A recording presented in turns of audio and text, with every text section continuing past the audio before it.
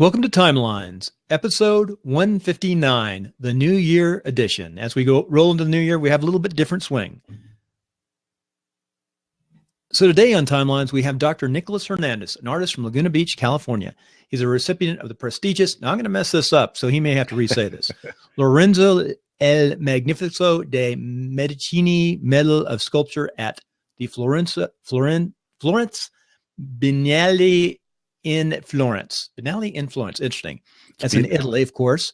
And he carves wood and uses plastalina to make the carves wood and then does all sorts of different things. Uses plastalina, does sculpture. He was also, and I'm missing this out, we'll talk about this later, some of the other awards and things that he's done. He's done commissions for the President of the United States.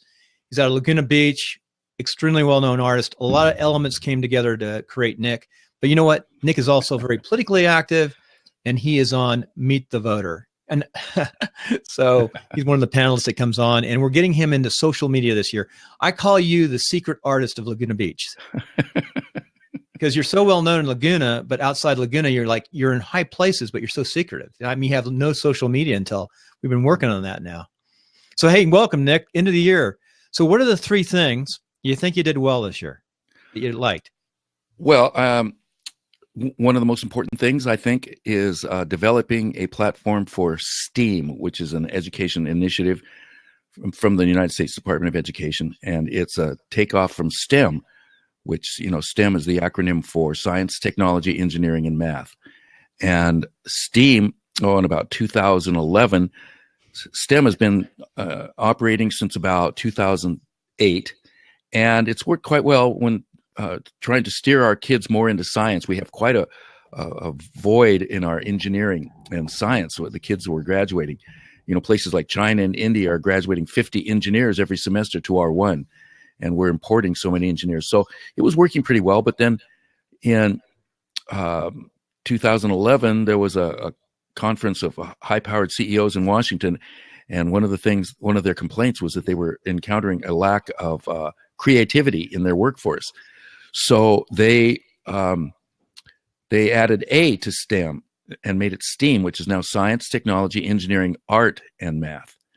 And I really think that's an important factor now. STEAM is spreading like wildfire across all the campuses in this country. And, it's just encouraging the practice of art so that it enhances creativity. I encourage everybody to practice an art because, for instance, when I'm doing a bust of somebody or a sculpture, there's an infinite number of ways I can go. It's just absolutely infinite.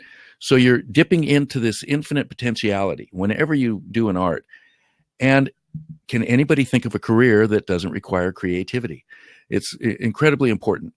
So that's one thing. So expanding, getting in STEAM, volunteering, going outside into the educational world and expanding art within engineering.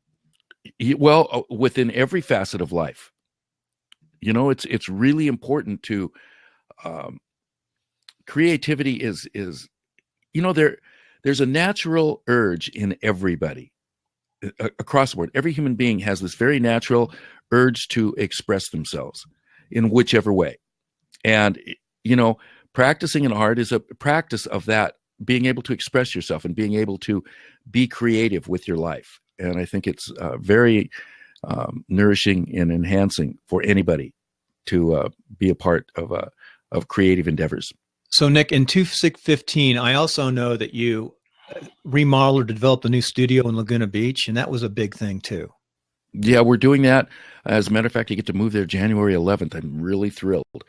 I've been lucky. I have a wonderful place to work now, and I just finished 13 pieces for Chapman. I have a big piece on campus, and Dr. Jim Doty, the president of Chapman, asked me to do the Dr. Jim Doty Postgraduate Award, which the outstanding master's and doctoral graduate every semester gets one of my pieces as an award, a trophy, so to speak. Right. And that's the Emergence of 2005 that you won in Florence. Yeah, the Lorenzo el Magnifico de Medici Medal. Thank you for saying Lorenzo el Magnifico was the nephew of the Medici clan, and he discovered Michelangelo. And when excuse me, I'm gonna do this. He discovered Michelangelo, and before that time, this was in the 9th century. Before that time, they didn't have the word art or artist. People were craftsmen. That's what they were all called. They were craftsmen. But then when people like Michelangelo and Leonardo da Vinci came along, they were contemporaries. They took this craftsmanship to such high levels, the painting, the sculptures, that they started to use the word artisan, and the term artist was developed. And the Medici, they got their name because they were doctors and, medical Medici. And they made a fortune that way, and then got into trading, and then made bigger fortunes. And the rest is history. That's good. So finally, as we finish up 215, you got Steam, you got the studio. What's something else that happened in 215 that's critical? I've started a gallery now, and a friend of mine asked me if I would.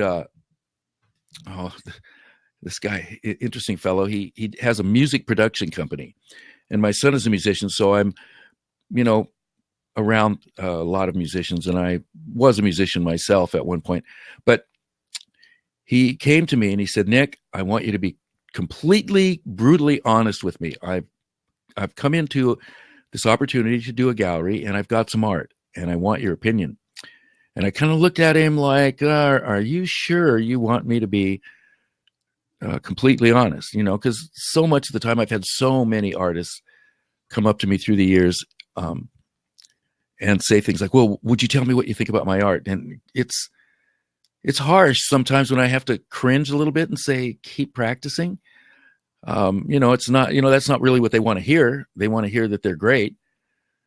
But when I went into this gallery, I said, "Well, this is not so good, and this is amateurish, and this is pretty good, and this is almost good." And I had to do it. He thanked me, and then he kept asking me how he should lay out the gallery, because I've done that, for decades, and I'm pretty good at it. So the next thing you know, he sort of wrestled me into being a part of the gallery. I still won't show there, not yet, because I've won 3 international medals, and I've done 2 shows at the Guggenheim. I've actually shown with some of the finest artists on the planet. And so until he gets the art squared away, I really don't feel like showing there. But because of having been in these international shows, I have a stable of friends that are amazing artists, some of the top in the world. And for instance, there's a young woman, Maya. Well, compared to me, she's young, but she's probably in her 40s. But she does a colored stained glass, and she's one of the greatest painters I've ever seen. And a couple of years back, she won the art prize in the United States, which is the top prize. She won a couple $100,000 on a museum show. But she did a 15-foot crucifix, and the background was a dramatic, it looked like a dramatic sunset, with oranges and reds and pinks, and it was, with clouds and things. And here's a Christ figure. The head was, the face was a little bit bigger than a basketball. The whole thing was about 15 feet high, and just absolutely beautiful. And the proof of that was that it was purchased by the Vatican and taken to Rome.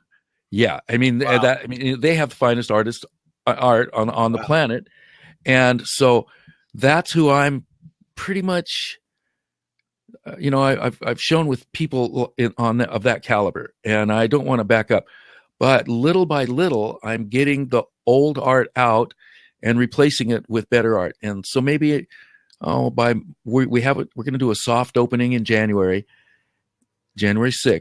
It's the Art Foundation of Laguna Beach is the name of the gallery, and then we'll do a grand opening in March. So by March, I probably will be able to show there. And they've also given me a studio, one section where I can work, because they want I can be carving wood or doing my busts there, and they want people to see the creative process in when as a part of the gallery experience there. So I'm looking forward to that. Well, Nick, we're going to go to a break, but after the break, I'm going to ask you a quick question about 215 and we'll go on to 216. And the question to think about, well, what did you do to stay healthy this year? What's your trick? Because you do stay healthy, look great, and we'll get back. So we're going to go to a break right now. Okay, we are back from the break. And one thing we want to talk about, Nick, before we go into 216 is how do you stay healthy? What do you do to keep your mental capacities up, your physical, all the things that you do? I know you've been healthy your entire life. Well, I've taken the time to educate myself about nutrition for one thing, and that's been something that I've been doing since I was 18. And, you know, that's that's 5 decades now. I've been working really hard. It's one of my priorities. It's second nature to me now, but, you know, I take a lot of herbs and vitamins. But I think one of the most important things is I'm a meditator. You know, I practice Buddhism, and in meditation, I have a list of priorities, a wish list, so to speak. And one of I'll give you an example of, I have 10 things that I say every time before I meditate. And these 10 things, once I start to meditate, it's about having a quiet mind. So what happens is these images, the wish list, it goes deep into your subconscious while you're meditating. And then what happens is the universe does the organizing there, and you don't have to. I mean, as most of us can tell, the universe is a pretty good organizer, a lot better than I am. So if my subconscious gets in touch with it, it's much better. Okay, Lindsay, can I... Wait a second. For those listening on iTunes right now, if you go to Timelines, episode 159, you can see the video. And people are asking left and right. We've got a lot of folks watching today, and we thank you for watching this audience. And they're asking, what's behind you? What's behind you? I'm constantly getting that. What are the items behind you? So we're going to have to describe those to people, and then we'll go on to 216. Well, okay, if you look there, that's a bust of Dr. Ruben Martinez. And I did that in plastalina, and that is Plastalina, plastalina. And it's a clay that has oil in it. So that's a bust I did of Dr. Ruben Martinez. He is a MacArthur Genius Award winner. And in Orange County, he's a professor at Chapman. And we only have one MacArthur Genius Award winner in Orange County. And when you get that, you get $500,000 in cash. They pay your business and personal taxes for 3 years, and you become a national treasure. And in 2005, Dr. Martinez was at the Louvre in France giving his first lecture. He had just won the medal, and it was interesting. The same month that I won the Medici Medal, and we're longtime friends from Santa Ana. And so they want me to do a full bust of him, but what happened is right as the economy tanked in 2008, and so we've put off doing the full bust. I did his face, and now we're going to do it. And then there's a painting back here, which is just an impressionist painting, kind of silly. And then up by Dr. Martinez, you can't really see it, but see that's a body, but in back of that body, there's butterfly wings, and it's a carving that I did. And then there's a few other pieces in the background. That body's one of yours too. I recognize the style. Yeah, and that piece right there is called Lila Mars. It's another small sculpture. It's a maquette for a big one that I'm doing. You know, a lot of times I'll do them small and then do big ones. I love that maquette. Yeah, maquette. It's just a small piece, you know, so that you can figure out how to do the big pieces. You know, one thing I know about your art is you don't keep much of your own art because it's out, it's in places, you know, I know you don't keep a lot of your stuff. Yeah, I keep some stuff, you know, there's a lot. Selling art is difficult. I mean, God, every time I sell a piece, it's like selling my child, you know. It's hard. You get so attached, you know. That's interesting. That's interesting. So anyway, going on with 216, we want to find out what are your plans for 216? I know we've got the studio coming, the social media. Okay, yes, the gallery and a new studio, but I want to finish something about being healthy, and this is important. Okay. Not only is meditation important, but one of the things that's important is I'm constantly saying, it's like a mantra. I have 10 things, and I'm going to just say the number one. Here's number one. My family and I are all healthy, joyous, strong, safe, successful, intuitive, lucky, limber, and balanced. We all have perfect, beautiful, healthy teeth and gums. Our eyes focus strong and clear. Our spines are perfectly aligned and healthy. Every tissue and organ in our body is strong and healthy. We are healthy in body, mind, and spirit. That's number one. Just that. All of that is number one.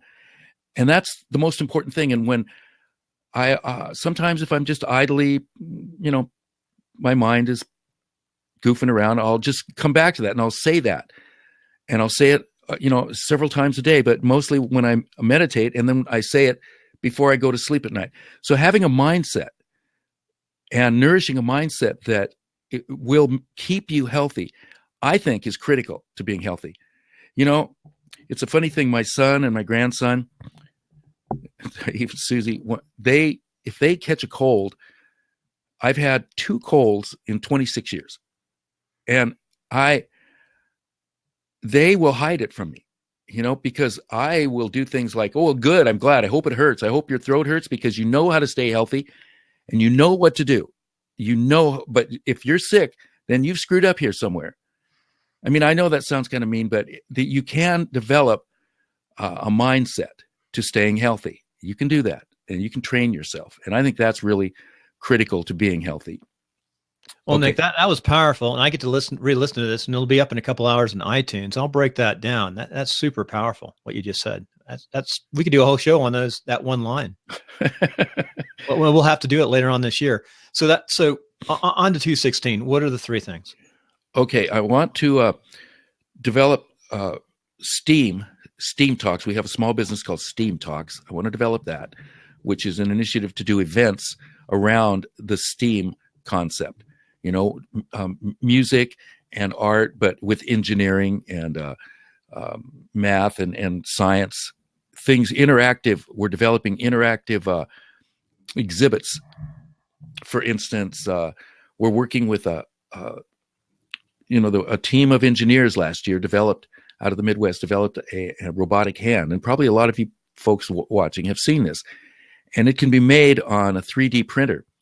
And if you have a 3D printer available, and say a child that is missing a hand, they'll download the info for free, and you can, and it costs about $50 in materials. And I have a video on my phone of watching this hand be put on an arm of a young child, and it has sensors around here. And as soon as they put it on, the child was moving their hand, and it's an amazing thing. So we're going to have an exhibit where it's going to be built around a music festival. We're going to have an exhibit where the public can come in and watch this hand being made on a laser printer. But we'll have already, we're working with the team from Chalk Hospital, the Children's Hospital here in Orange County, that will have the child available to have a hand. We're going to try and get a little boy and a little girl, and we're each going to give them a hand. And we'll do that ahead of time so that they can be around and we can video it, but also that they'll be able to see the 3D printer, and we'll have documented how we did the 2 hands for the 2 kids. And so and then we're going to do a holographic immersion where you can go into a room and the lights will go off, and when they come back on, you'll be standing outside of a 20-story building in Manhattan, maybe 20 stories up, and you can navigate in through the walls and underneath and above it. You can see the various building systems, the mechanics, the plumbing, the electrical, the structural, all these systems. And architects and engineers have been using this stuff for 20 some years. I got exposed to it about 20 some years ago, and it was the room was a couple $1,000,000. Now for $5,000, you can get a piece of equipment that's even better than the $20 million stuff that they had back then. So now it's accessible, and we want people to see the sort of where science is at now, and it's humanitarian, and it's beautiful. It's a great thing to see. Yeah, Nick, I was just thinking of something. Your background, you are what your background is. All these things came together. Your father, by the way, appreciate your dad's the greatest generation, won 2 Purple Hearts. That's another story. but your father was in the industrial trades, or a leader of, wasn't he a union leader in the industrial trades in LA? Well, In he San was a Francisco? plumber. Oh, I cut my teeth in high rise construction working for him. When you're young. And he was running the biggest jobs in LA. I mean, crews of 50, 60 people. And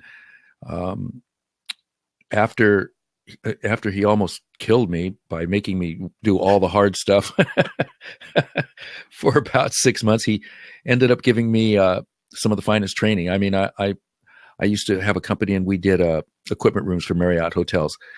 We used to send the drunks down to do the batteries of bathrooms and cafeterias, which are enormously or immensely more complex than a home. So a home is like, but you started this environment, this commercial industrial in LA with the finest people around you, and that's art in itself. Yeah, and if it wasn't for the training that I've had in construction, I don't believe that I'd be the sculptor that I am today. It's interesting. People look at people somehow think that doing a face is really tough.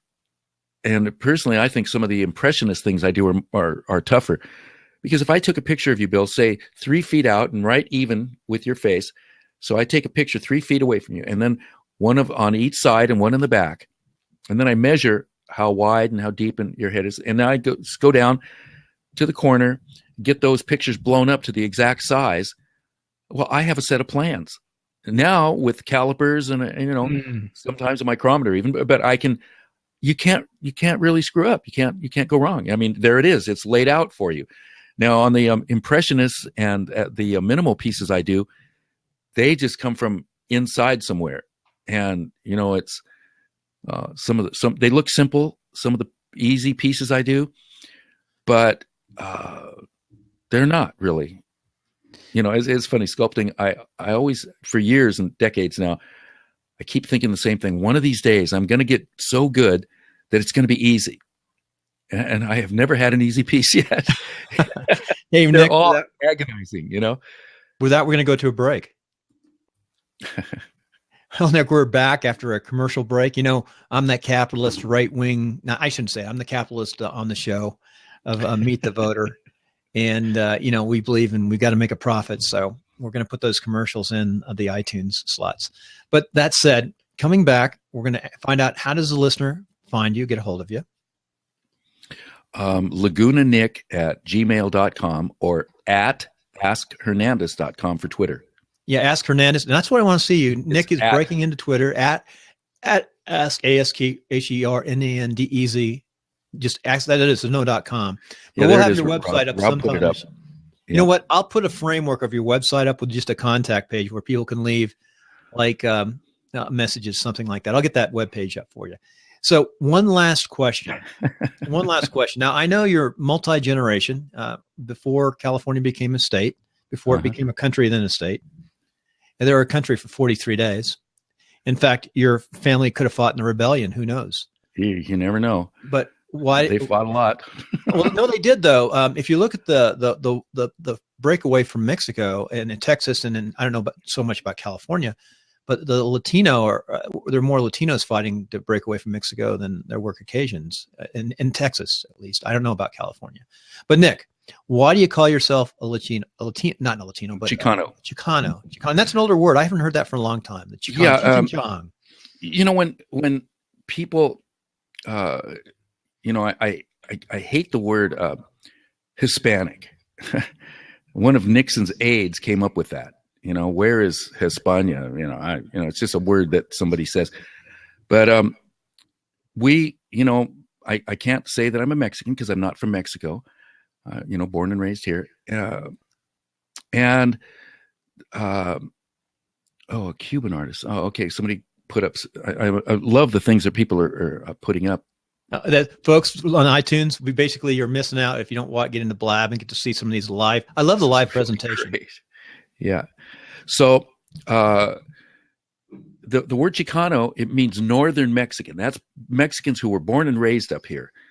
And sometimes some of the Mexican nationals get kind of a little upset if Chicanos, they think they're this or that. It's just a local thing.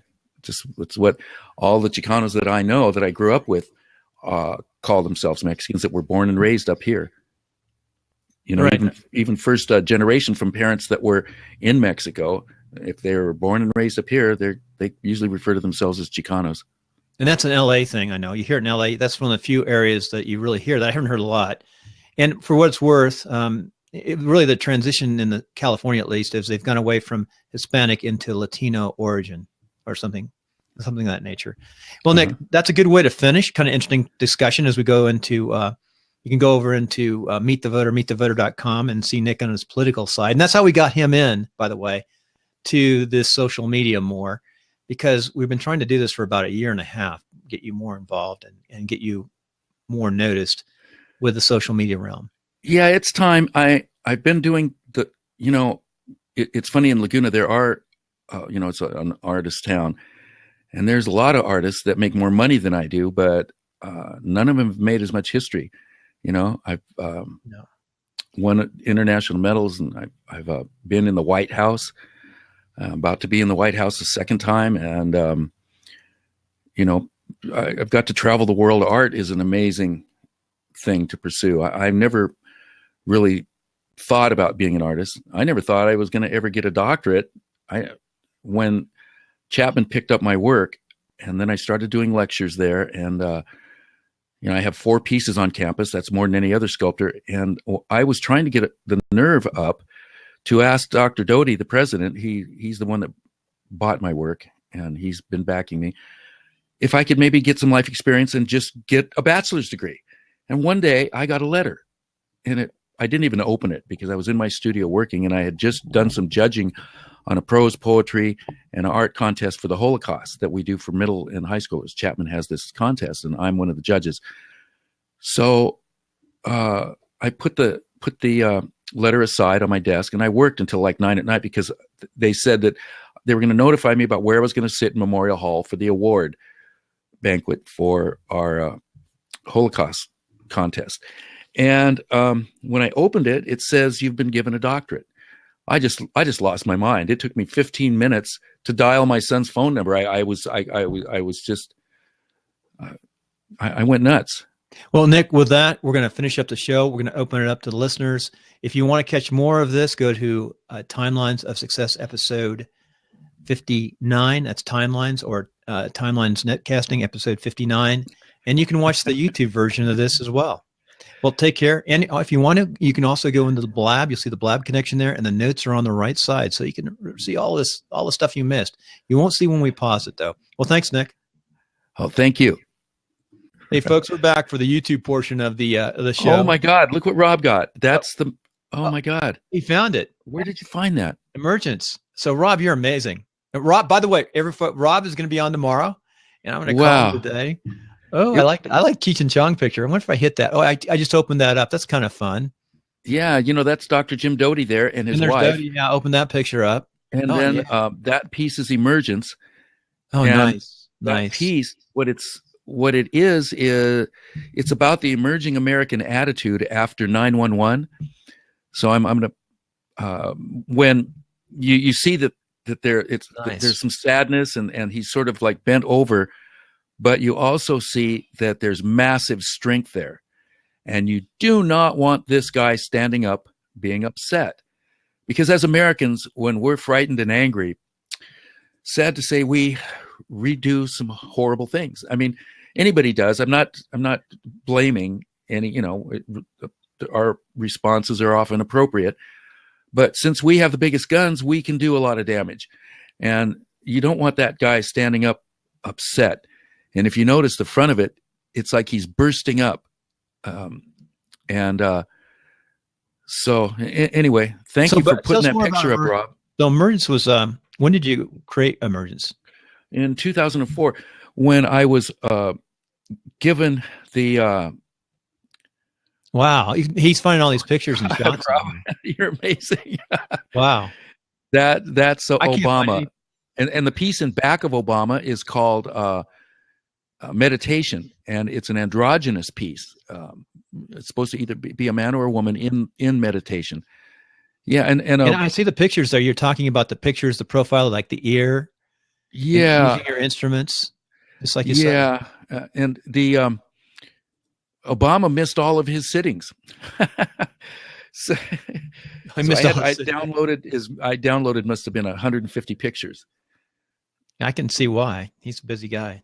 Yeah, we can see the scooter too, huh? I wish you had that Chelsea piece. The picture we have some personal Yeah. pictures of you with Hillary Clinton and Chelsea, and or Yeah, handing the it over reason at the White House. I had snapped a tendon on my big toe playing tennis in a tournament, and so I had to, I had a cast and a boot, and so I knew I couldn't carve wood because that's vigorous.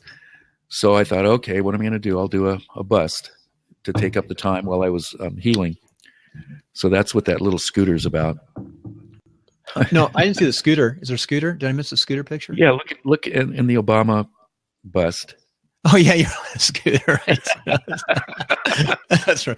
Yeah, that's funny. I remember that. Yeah. I remember that. You got over that pretty fast. That's funny. God. Yeah. It's hysterical. Yeah, I don't take to being injured well, but I'm through it. It's done. I think if I can follow up on a question I'm going to go back and look through the questions. You talked about what's up above, and I'm going up through the questions right now. If I missed anything, why don't you have a picture of your work on Twitter account? That's a good question, Rob. It is We a good need to question. get him up on Twitter. We got to get all his pictures together. He's got sorted pictures. Family's got pictures here and there too. We're terrible. And that Obama piece was not nearly done. I remember this portion, and when I looked at it, I realized that he was much too skinny, and I added quite a bit of heft to his cheeks. Let me, Chelsea Clinton Hernandez. I'm going to see if I can find anything in here. Oh yeah. See, I have a website, but right now it's we're redoing it, and it's called Spirit Form, but it's not online now, and I'll have it up soon. And most of my work is there. Like I said, I've never been really all that big on marketing. Actually, I've never done it. When I was in Italy and there were 42 people that came, friends, they made cards for me, because, you can do it in an hour or two. And they made some cards up, and I thanked them, but then I threw them away. I just didn't. But hey, Hernandez, what's the name of the Chelsea piece? What's it had a name, didn't it? Chelsea. Is it just Chelsea? Yeah, it was a high relief wood carving of Chelsea Clinton, and actually made Hillary cry when she got it. We gave it to her at the San Francisco Art Institute, and it was commissioned by the Boxer family and Barbara Boxer, the senator from California here. And she actually cried. And it's funny, Hillary calls me Papa Nick, and I'm not voting for it unless I have to. We'll stay out of politics in this show. Okay. Bernie. Anyway, that's for Meet the Voter, which is up right now. That episode is up on Timelines, Meet the Voter. And we got Rob, how did you do that? Did you do it? What do you do? I haven't seen it. I got to see this. I was God. looking. I can't find this stuff. He just got two. Oh, yeah. There's Chelsea. Oh, that's good. Rob, you're funny. Yeah, there's Chelsea. That's the picture of you and Hillary is good with that too, and somebody else. Yeah, that is a beautiful piece. And it was in the White House for she was young then. 6 months of the last 6 months of their administration, and because Barbara Boxer's daughter was married to Hillary's brother, Anthony Rodham, it was like family giving it to the president. Yeah, it's not a gift. They bought it basically from you. They had they commissioned it. Whatever. Because of the provenance, because of where it's been now, they say it's worth a really a lot of money, $250,000, because it's now sitting in Hillary's home in New York. And then the other picture, that's just when I was finishing up, getting ready to go to, that's a good shot of emergence. I was just getting ready to go to Italy. And then in the background, you can see several other pieces that I was working on. What's emergence made out of? Is that wood with a finish on it? Yeah, no. It's a big surfboard. I went and bought big blocks of high density foam, and now the one it's been reproduced. The ones at Chapman, aren't they? Don't you have some bronze out there? Yeah. I've got 4 pieces at campus, and so now that piece does sit. That's when I took to Italy, and then after I won the medal, I brought it back here, and I was asked to be in a show from the presidential fellow at Chapman. And when the president saw that, he just looked at me and said, "This is staying here." You know, Nick, this is so true. This is not a negative, but it says, I'll leave up. Nick has found a way. He never, you know, you've passed over a lot of money by not marketing. That's true. I can tell you, our family overall, in the later generations, you know, my grandmother was amazing and what she did. I have a very talented family, but my grandmother really created businesses that were amazing business. Look at the businesses she created. Mamie, yeah, she was great. The ceramics company after the war, she worked. My grandmother, basically, my grandfather was an oil driller in Huntington Beach, Signal Hill, before the war. During the war, they started a little restaurant snack shop like outside Santa Ana Base. My uncle, her son, you know, both in World War II. My dad was a B-17 gunner. My uncle was a P-39 pilot, Guadalcanal. So they were out there, family, small Laguna, Huntington Beach. And after the war, they bought a ceramics company and started building ceramics and just plates and stuff for 5 years and built buildings and plants and automation. And my uncle had got a degree from San Jose in chemistry before the war because of the oil business. My grandfather was a driller and a laborer. So, but she took the family, made a family business that did amazing things. And I spoiled as a kid, that's for sure. We had a nice, didn't we? I'm the youngest of the whole generation. Yep. Those are great times. And what a time. And Santa Ana was some city, and Huntington Beach and Newport. And it's just, what stuff. And, but my grandparents are true, entrepreneurs. I mean, my whole family has been entrepreneurs forever. I think once it's in there, it's hard to leave. Yeah, but I was going to say, older generations, I think, were crappy at sales. Well, my brother does pretty well, though. Oh yeah, he's done great. Well, and I want to say something about what Rob said, because he's right, about finding a great way to be poor, never market. But I want to tell you about an experience I had when I was in Laguna, and I was starting to make a name for myself. I was showing at some great galleries and getting asked to be in some really fine, fabulous shows. Now what did Rob find? Oh my God. Keep on going. This is good stuff, Rob. People can just open up the blab and hit that's Dr. Ruben Martinez right there, the MacArthur Genius Award winner. And there's so many other things behind you too that you've worked on. Right. But I want to tell you something about the marketing. One time I got a studio in Laguna Beach. I was given the opportunity to rent a studio in this one enclave of artists, Laguna Canyon Artists it's called. And next to me was a lady who had a great deal of success as an artist.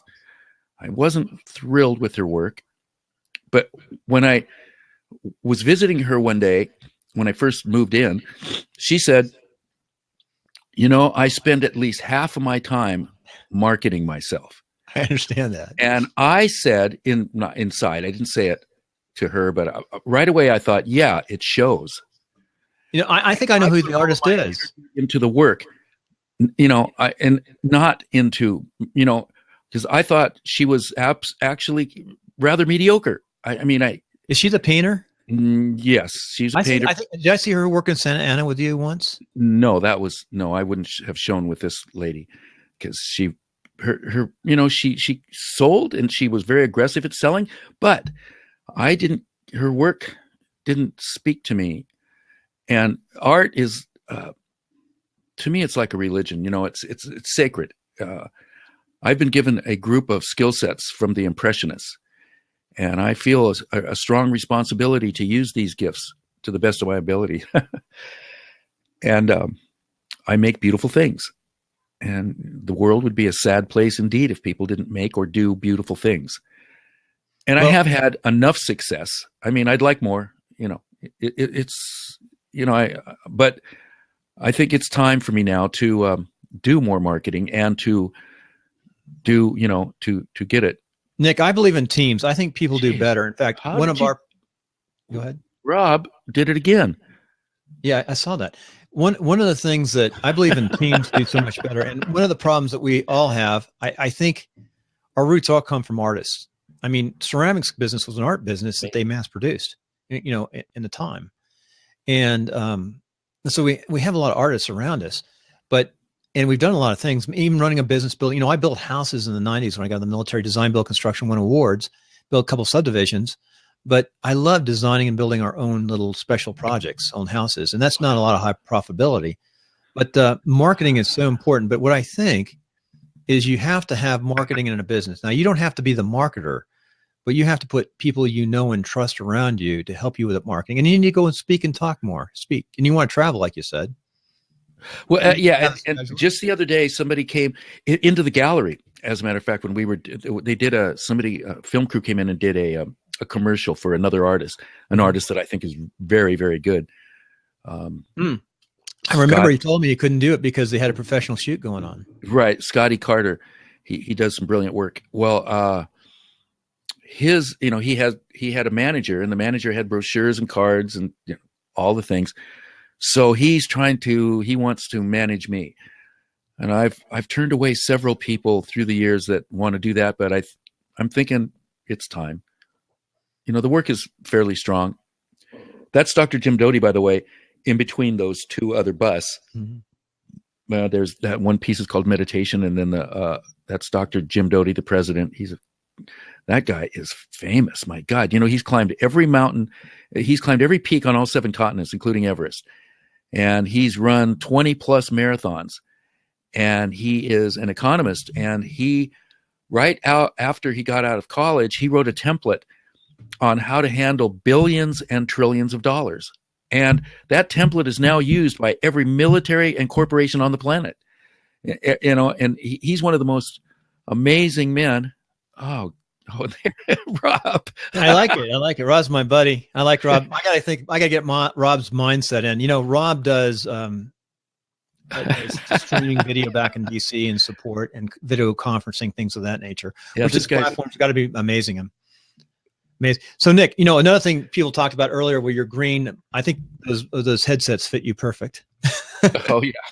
And Rob came up with a good idea too. Why don't we do a virtual art show on Blab? I guess we could do that. Has anyone done that? You could get a lot of people. The problem is you got to line up people. So like what I'm doing with the Meet the Voter is I want to see us get up to at least 100 reviews before we go into a separate station. Okay. And then Roxanne wanted to ask a question. Can we let her in to ask a question? Oh yeah. Come on in, Roxanne. Of course. Yeah, Roxanne, you need to come on in. Here's one of our producers. And Deborah says Periscope is better. Yeah. Deborah, I'll try. While we're doing that, I'll try to get Periscope up right now. I'm going to try just for you. I'm going to try for Periscope. This is like I've done a couple Periscopes. I'm not very good in Periscope.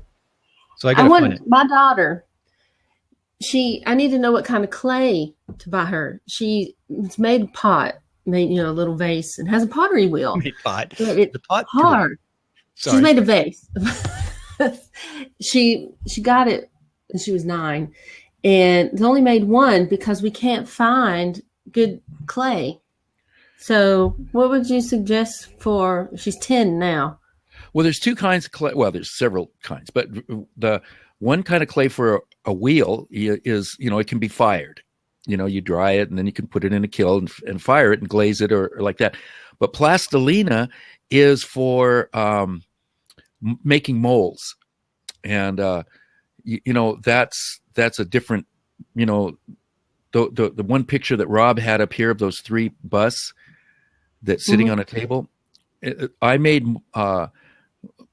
bronze out of all those, but I kept the mold. Once I opened the mold, because the mold, it kind of wrecks it a little bit. So I took the molds back to my studio, and I'm kind of fond of them. So I fix them back up again. And then sometimes when I don't have access to a bronze, this was a show I did, a little quickie show at a bookstore. And so for a good friend of mine. And so I brought these, and people like to see it because it shows the process, it shows what it's like. So one clay is called plastalina, and the other clay is it's a clay that's water-based, not oil-based. So you want to get water-based for the wheel. I'm not a ceramist, so I'm not an expert at that stuff. Well, she loves making dioramas. Isn't that what you call them, dioramas? But it falls apart. It breaks sometimes real easy. That's what you want to get plastalina. That will hold and won't break. The others, as it dries, they'll break up. But you can go online and go to an art supply supplier, and you should be able to get it. But can I brag and show you how she is just Rob, so be a mom over. What Rob do now? So I guess you can say critique. She just has to. Let's see if I can get it on here. This is her when she's 7. Wow, That's good. See how much detail? yeah, that's great. I like the color. And just keep her going. Just, a really great trick with little kids is get some tracing paper, that you can see through, and then put it over, ask her to pick out a picture, this, that, or the other, and whatever it is that she wants to draw, and then put the tracing paper over it, and then have her trace it. And she'll just muscle memory. It's a great tool to teach kids how to draw. I got these how to draw books, and it does it by number. So like a cat face, it says to draw, round first, and then the body and the tail and stuff. But she copies it on another piece of paper. So it's how to draw. So she's done that, and she loves it. But it has to be so perfect. So she gets it that easy too, though. That's great. That's it. It does wonderful things to the brain, I can tell you. And talk about something that will also keep you young and healthy is working with art. Just because like every piece. See the last picture Rob put up. That's right next to me. To the right is. I've been doing this whole series. That's actually the Guggenheim, and there was a series of high relief wood carvings on black glass, and I'll put up some more pictures. All those years, yes, and that's a picture of Nikki. As a matter of fact, my son is a big wave rider. He, along with being a musician, and he looks like that body too. That's another thing, national skimboard champion.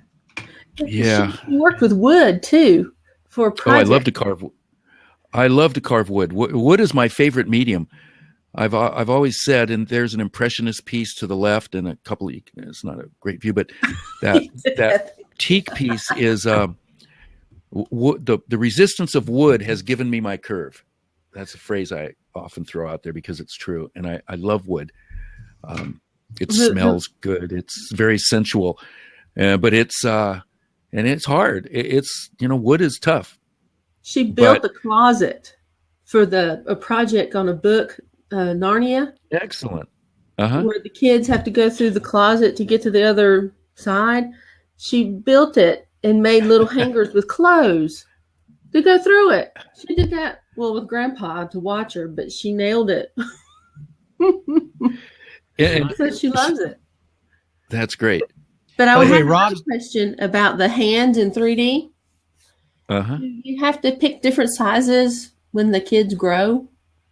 Yes, it's an ongoing thing. We have to do some fundraising to make sure that they can, they'll get different ones as they grow, and they make them look like those Transformers. They make the hands in gold and red and green, and this little kid who suddenly is kind of a bit of an outcast, it suddenly becomes the hero of his class or her class, because now they've got this really cool hand, and as they grow up and get bigger, they give them better ones because it's just a laser printer that can print it right up, but it does take a medical team to monitor the whole situation, because occasionally up here in the arm they'll have to implant some electrodes or something. Other times they don't. Other times they'll just pick up. It depends on the individual case, and the development of the kid. That's great. Okay, thank you. I just wanted to ask about that in the clay. Will you type in what kind to get? Yes. Okay, thank you. Okay, thank you, Roxanne. Great to see you.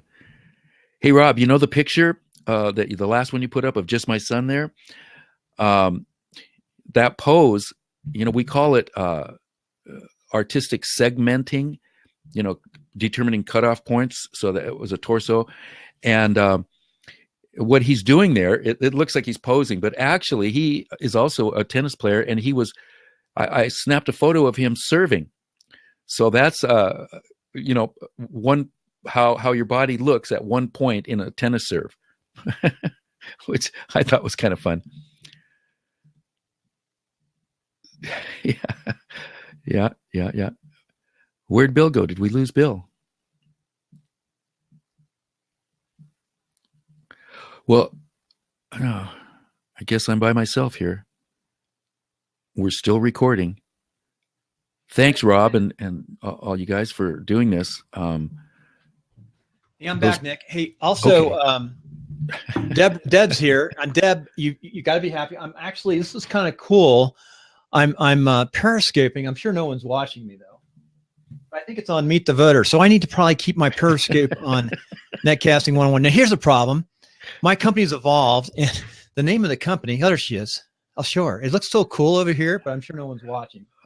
Hi, Deborah. Hey, Deb. By the way, tomorrow at 9:00. Hi. Everybody, I have no idea why, but they do. Don't worry, they will. People will watch it. You'll be surprised. There it is.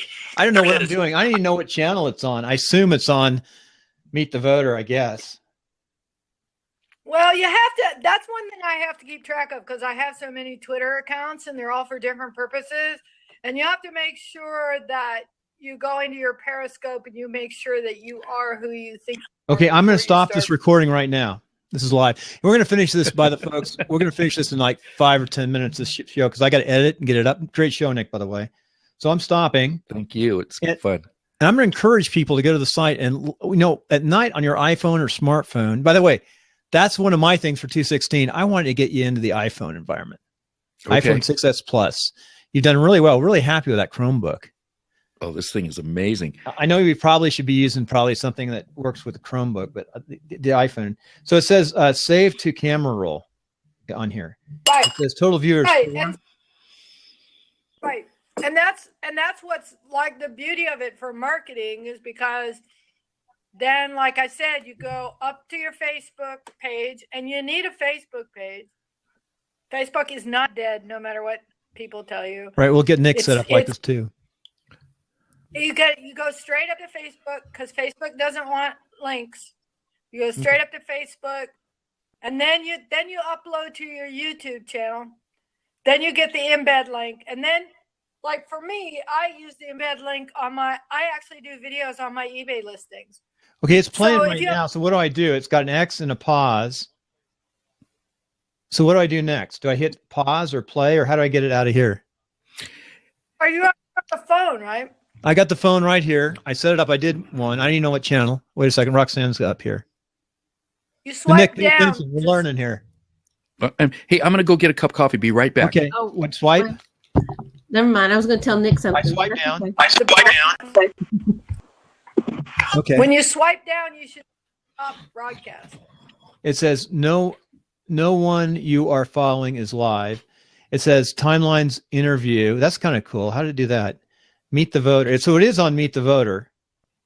So what do I do next? Well, maybe you're probably not live anymore. No, I'm not live. Right? I turned it off. I stopped it. So how do I push it up?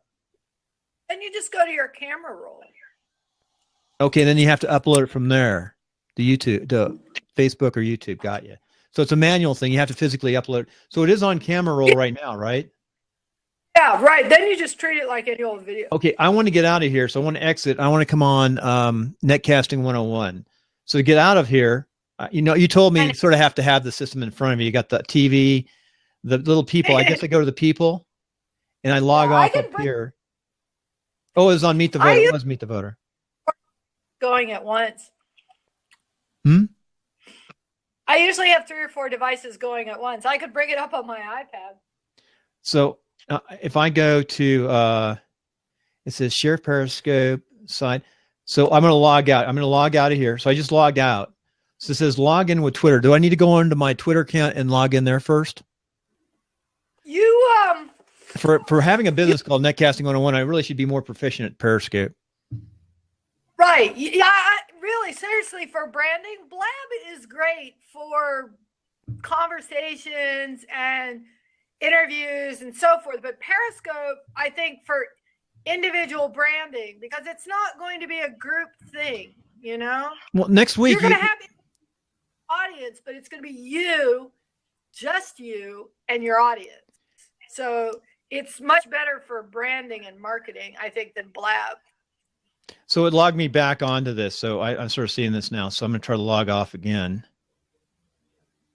It's just you have to play with it. Yeah, and I think Periscope is really great, like I said, for doing tutorials. I don't get that. You know what? Next week, this is what I'm going to do this year on these 9 o'clock interviews. I want to interview more people along netcasting. And I consider this part of netcasting. It's this new environment that we're in. Nick, this is really important on this Periscope stuff. It's not an area I've worked in. I worked in, I spent so much time on Deb could relate to this. She thought podcasting, when she got back from overseas, she thought podcasting was the greatest thing in the world, right? I did. I just, look, I've been listening to it since 2004. Right, overseas. Why didn't you tell me about it when we were in like Jalalabad? You didn't know about it? I don't know. See, we were too busy. I think we're just too busy to tell the truth. I listened to podcasts all the time I was in Jalalabad. Yeah, I didn't. I don't know. I didn't. That was a crazy place, but yeah. Anyway. I got all my news from podcasts. What were you using did you have a smartphone? We didn't have smartphones back then. I was using an iPod. An iPod, yeah.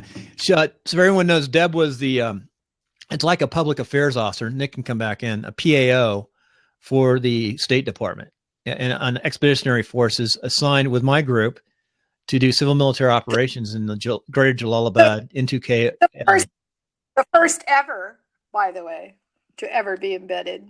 I was so happy when you guys showed up. It was so nice. I got 4 or 5 State Departments. They're really people, unlike, you guys were that part of the State Department actually got things done.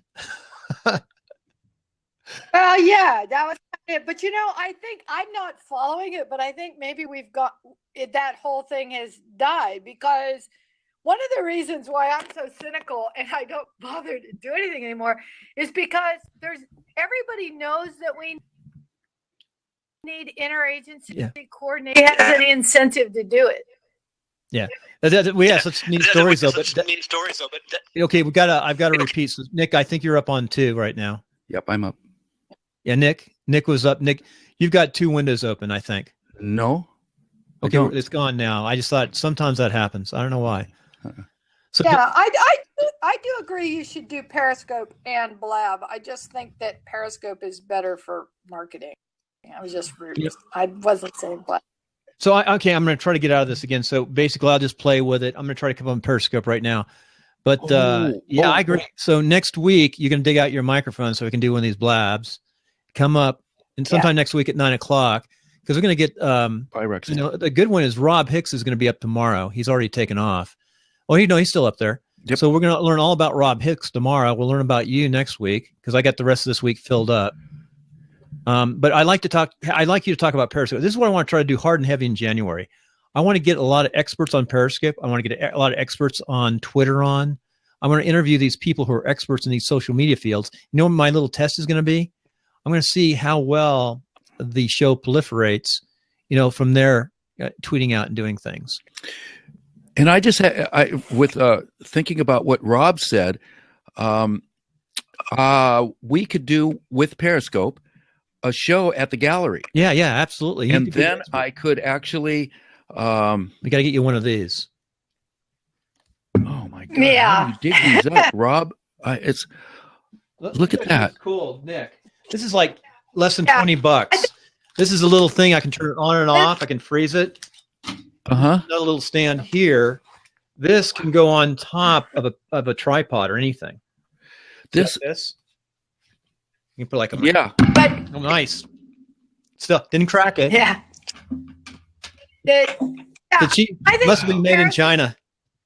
Where did you get this picture, Rob? This is amazing. Let's see. I know I can't find pictures. The problem is those are probably other people's pictures. I guess we could use them. They're your stuff. Yeah. This. Did you see this guitar there? Can you see that guitar on the picture? Oh, I remember that guitar. Yeah. You still have that? Yeah. That guitar actually. I built a guitar in the shape of a woman's body, and it actually plays. It plays quite well. And there's a piece I'm finishing up. It's a back of a woman's leg and the front of a man's leg, but it's done in it's not medical anatomy. It's artistic dynamic anatomy with a definite nouveau deco-ish. Nick, do you realize you could take that guitar to Jack? He could mold it. You can mass produce that and sign it, and like sell them for $1,000 a piece.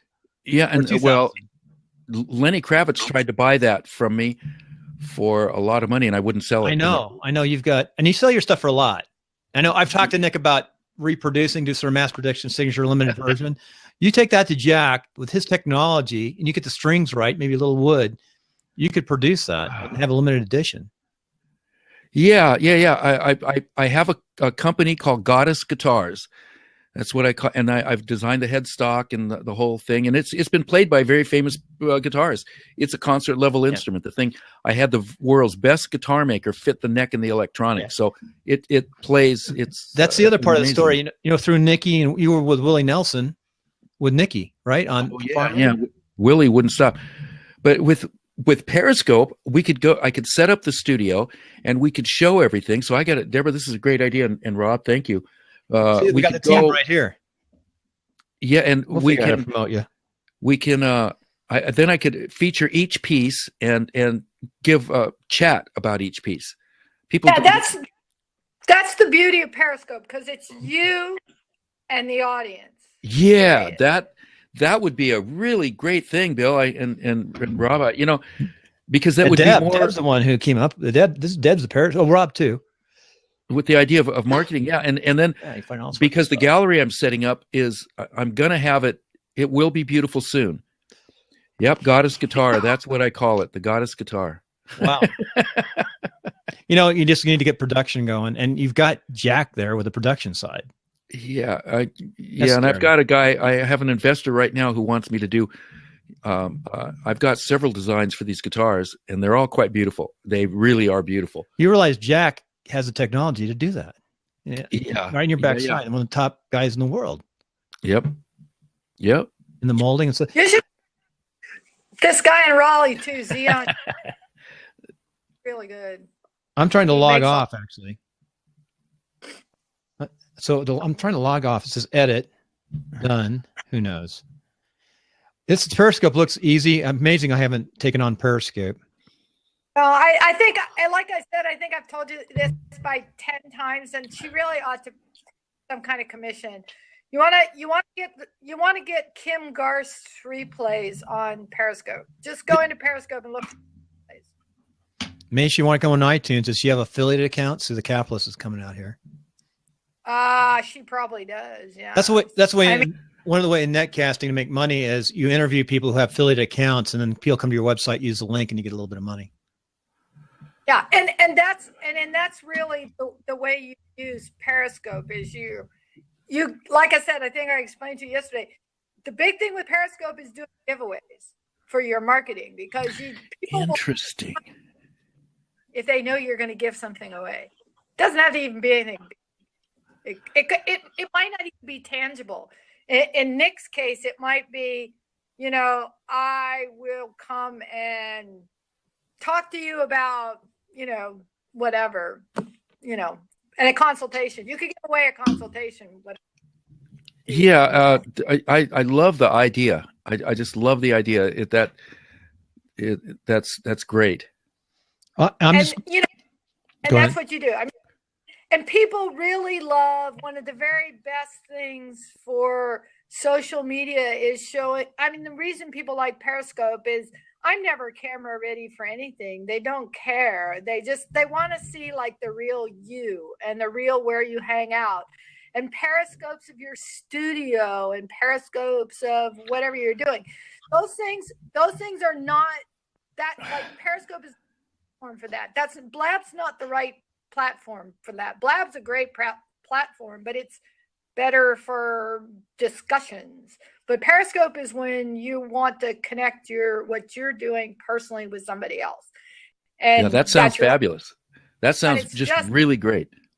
Just you. Yeah, it's just you talking. And so you're revealing something personal about yourself and about why you do your work. And then you got a hook in there somehow.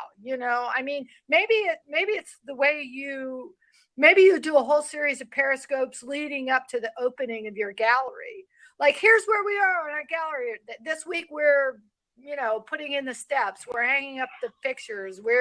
People like that stuff, you know, that all. Right. So the process, they could be a part of the process. And then you can do lots of periscopes on the philosophy. What's this gallery about? What does it mean? What's going to be in this gallery? You know, what motivates you? What's philosophy for moderating? Plus, I could do a series of interviewing other artists, and I've got friends that are some of the top on the planet. And oh boy, my head is spinning now, Rob. You're right about that. That would be fabulous. Yeah, Blab is good too, because like now, if you want to do something like this where you have like a discussion panel with artists, that's great too. You know, UI is very good.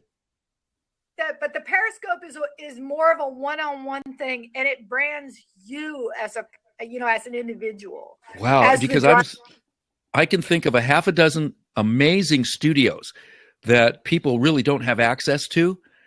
And it is amazing to go into these studios and to watch these brilliant artists doing what they're doing, you know, and that would be an amazing Periscope situation. I just could see, wow, what great ideas, and thank you so much, you guys. This is. Well, you know, Nick, I played with Periscope. The reason why I stopped Periscope, a couple Periscopes I did, I like Periscope my daughter's recitals, and it was like on the Republic. One of my clients is a Republican Men's Club of Northern Nevada, RMC here. It showed up on their site, so I said, "Oh my gosh!" I was periscoping in the RMC, and somebody comes back and said, "Do you realize you're broadcasting out to the Republicans across Northern Nevada?" Just got to make sure that you're signed on to the Twitter account you want to be signed on to. I mean, and that's, like I said, that's an issue I have to deal with because I have my permaculture design business. By the way, if you're an artist, you probably appreciate George Nakashima. You know George Nakashima, the furniture maker? Mm-hmm. No, but I know who he is. This perma paleo is really good. You've got something, and you own that name too. I mean, that's what I want. That's my end goal in life is going to be to do the perma paleo thing. The e-commerce is just to like get rid of the stuff that I have now. Nick would like that perma paleo. Tell him about the perma paleo. Yeah, well, I am actually a certified permaculture designer and Primal Blueprint consultant. And Primal Blueprint's a form of paleo. So I would love to see that. It's the pictures of what you're doing. Yeah, well, I do. I mean, I have a Facebook page. I have a website that I've never launched. What's your Facebook page? It's called Perma Paleo. Perma Paleo. Great. I'm going to write that down. Rob, are you on Facebook? We got like one podcast.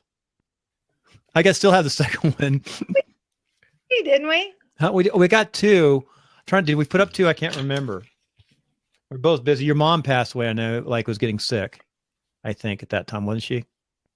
Yeah, well, my mom's health and everything. But I mean, the basic principle is that you really can't have one without the other because the most underlying principle is paleo is how you eat. So obviously it's whole, fresh, natural foods. And without permaculture, you don't have a sustainable way to, feed your paleo diet. So the two really have to go together. And then, there's a whole lot of things that start complementing each other. When you get into this mindset of both these complementary approaches, you start to realize that the permaculture lifestyle tends to drive you towards minimalism, and I'm a very minimalist person. And then you find out that also flies into the paleo lifestyle because the whole paleo lifestyle, I love the computer, but one of the things that you have to start to realize is that we have to manage modern technology because otherwise it manages us, and that affects our health. And I could do a whole show on tools that you need. I've done it before for people, you know, like tools that change the coloration of your laptop depending on the time of day. I have a app that works on my laptop that actually has a timer in it, and every 10 minutes I take a break. Really? Because sitting for long periods of time is like super bad for your health, but sometimes you need that reminder. There's just like, there's so many things, but the two go together. They really, you know, they really support each other and they overlap. And there are a few people that kind of caught on to this idea, but I'm surprised more people hasn't really kind of put that together, because they're still kind of running in the parallel world, but they really can't be. They're really one world. So I created Perma Paleo. They're one world now.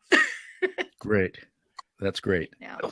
That's what I want to do with the rest of my life, but I'm doing some other things in the meantime. So it looks like Twitter, you have to log into your Twitter account first before right.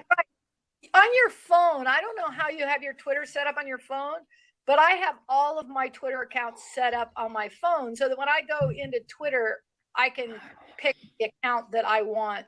So you have to make sure you've added all your accounts to your Twitter on your phone. So create a new account. I only have one account, so that's why I have to do that.